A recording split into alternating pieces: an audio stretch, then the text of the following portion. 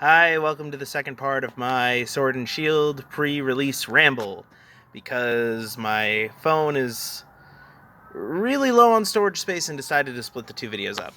Anyway, I left off with the competitive scene and how I think Game Freak is kind of shortening the in-game experience to be more, you know, shorter so they can make room for competitive stuff and not really focusing on the story mode.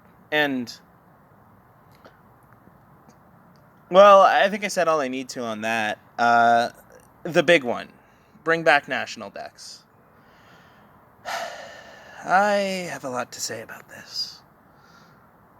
Let's start with the fact that Game Freak actively lied to its player base about the models. They said they wanted to revamp animations, they said they wanted to revamp models, and they said they wanted to focus more on the animation of the game. They did none of these things.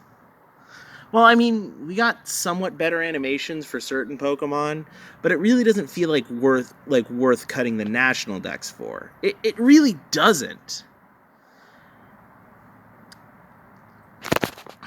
And it feels like a big betrayal to the fans, to the people who, have collected these Pokemon for a long time and just want to take them on their journey.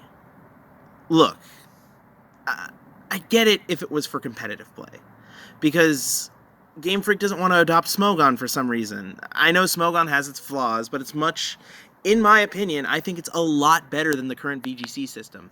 The VGC system only leaves room for like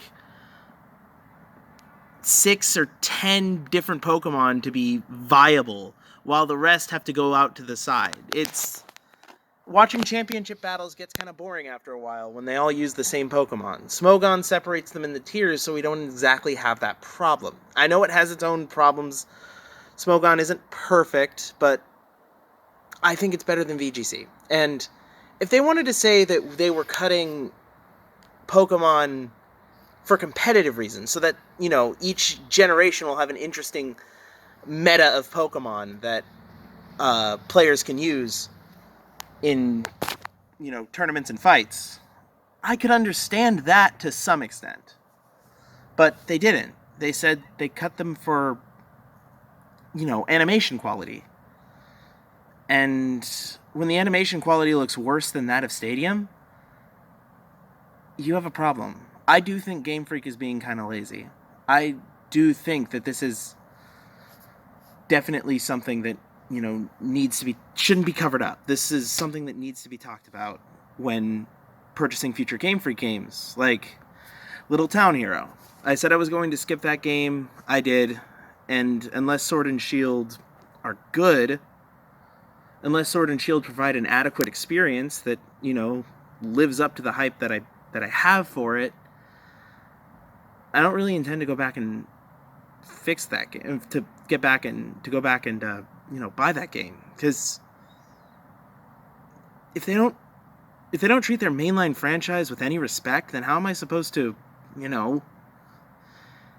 expect them to treat their new franchise? How am I supposed to expect them to treat their new stuff? Anyway, you're probably wondering what I'm gonna do. I'm gonna buy the game.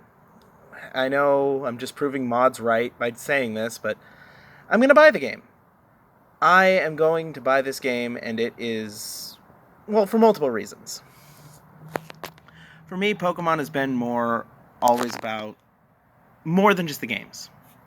It's been about the experience. It's been about the people that I play it with.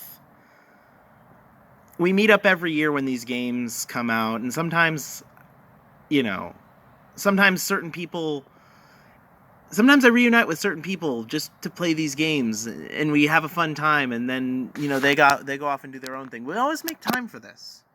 Pokemon is how I met a lot of my really good friends back in the day. I still talk to a lot of people that I've met on the basis of Pokemon.